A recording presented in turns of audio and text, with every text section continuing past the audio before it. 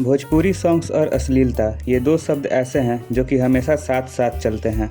YouTube पे already कई सारे वीडियोज़ हैं कि कैसे भोजपुरी सॉन्ग्स अश्लील होते हैं और गाने के नाम पर लोग क्या क्या गा देते हैं। आज की वीडियो में हम बात करने वाले हैं कि ये सॉन्ग्स अश्लील होते तो हैं, लेकिन क्यों आखिर भोजपुरी में ऐसे ही गाने बनते हैं और क्यों ये गाने इतने चलते भी हैं। भोजपुरी सॉन्ग्स जाहिर सी बात है वहीं बनेगी जहां भोजपुरी बोली जाती है, यानी कि बिहार में। और अगर बिहार की बात करें तो यहाँ के युवा कमाने के लिए क्या कर सकते हैं। प्राइवेट सेक्टर है नहीं, इंडस्ट्री है नहीं, तो बचा ऑप्शन या तो सरकारी नौकरी या फिर सिंगर। अब सरकारी नौकरी के लिए या तो दिन रात मेहनत करना होगा, और सिंगिंग लाइन में अगर चल गए तो फिर इजी मनी है। अब पढ़ने लिखने के लिए या बिजनेस करने के लिए आपको बहुत सारा पैसा इन्वेस्ट करना पड़ेगा, लेकिन अगर आपको भोजपुरी सिंगर बनना है तो आप 2500 से लेकर 10,000 तक लगा के अपना गाना बनवा सकते हैं। भोजपुरी सिंगर बनने के लिए ज़रूरी नहीं है कि आपके पास संगीत का नॉलेज है या नहीं, आपकी आवाज़ मीठी है या नहीं। बस आप स्टूडियो वाले को पैसे दे दीजिए और वो आपको ऑटो ट्यून लगा के कोई भी गाना बना के दे देगा। यहाँ हर जगह अलग अलग जगह किराने की दुकान जैसे स्टूडियोज खुले हुए हैं और सबका अपना अपना अलग अलग फिक्स्ड रेट है। गाने का इतना, गाना प्लस वीडियो का इतना, वगैरह वगैरह। क्या चार्ज क्या है गाने का? मेरा ऑडियो का 5,000 है और वीडियो का 9,000 रुपये लेते हैं।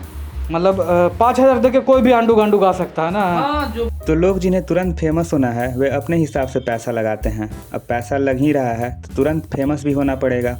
अब फेमस होने के लिए जितना हो सके उतना अजीब लिरिक्स रख लो, उससे नहीं हो सके तो किसी जाति विशेष के नाम पे गाना बना लेते हैं, फिर उस जाति के लोग तो सपोर्ट करेंगे ही।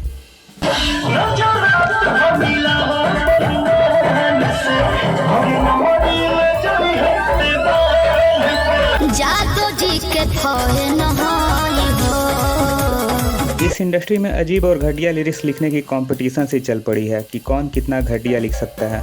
अगर आप इस इंडस्ट्री के क्रिंज लिरिक्स डेवलपिंग पैटर्न को पकड़ेंगे तो पहले ये गाने होते थे लड़कियों पर।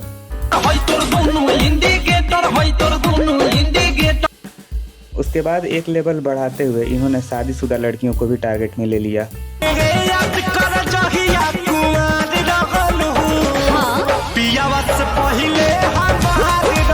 एक लेवल और बढ़ाते हुए फिर उन शादीशुदा लड़कियां जिनके अब बच्चे हैं के ऊपर भी गाने बना दिए।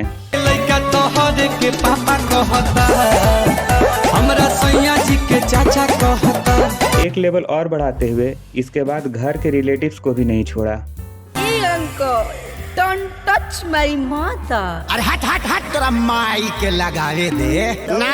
भतीजा तोर माहियो जिंदाबाद, तोर मौसियो जिंदाबाद। एक और लेवल बढ़ाते हुए इन्होंने स्पेसिफिक नाम से, यानी किसी के भी नाम से गाना बनाना शुरू कर दिया।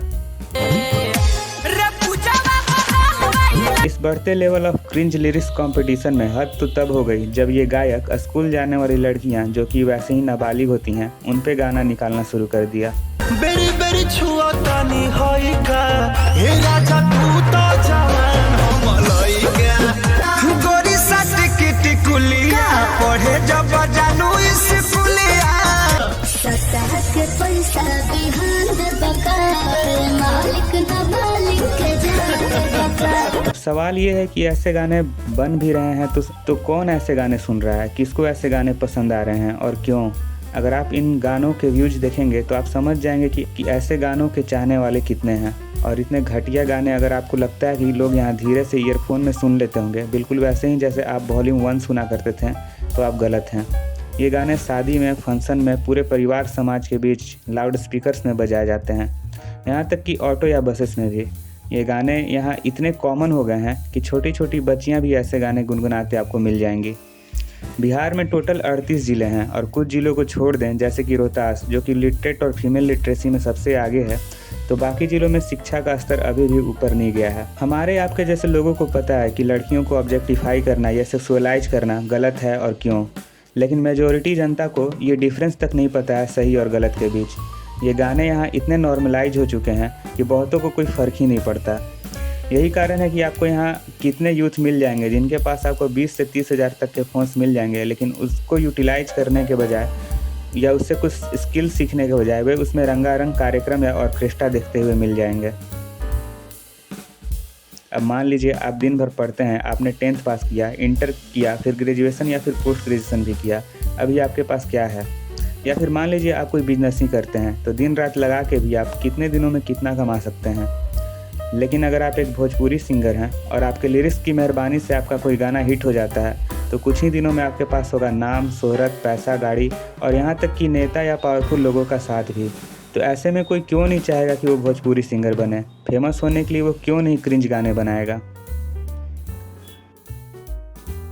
दोस्तों, हम अक्सर इन सब मुद्दों पर भोजपुरी इंडस्ट्री को ही टारगेट कर देते हैं, लेकिन हॉलीवुड में यहाँ से काफ़ी ज़्यादा एक्सप्लिसिट गाने बनते हैं। लेकिन उससे भी बड़ी बात यह है कि इंडियंस उन सब सॉन्ग्स पे खुल के टिकटॉक बनाते हैं, वो भी अपनी फैमिली के साथ। Can you guys at least read the lyrics of the song before making reels on Instagram, especially when you're including your kids and babies in the video? I see the whole family, dada, dadi, uncle, auntie going, shut up and bend over. Touch it, touch it, touch it. Are we really okay with this? The other day I saw some 14-year-old lip sync to I'll be fucked up if you really What's going on? I saw some auntie do yoga on this song, which goes like ala bala bala bala dick in your mouth, bala bala bala bala dick in your mouth. Dick in your mouth?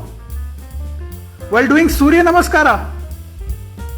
How much of dignity do you want to lose to go viral? बाकी अगर आपको video अच्छी लगी हो तो like कर देना, अगर ज़्यादा अच्छी लगी हो तो शेयर भी कर देना।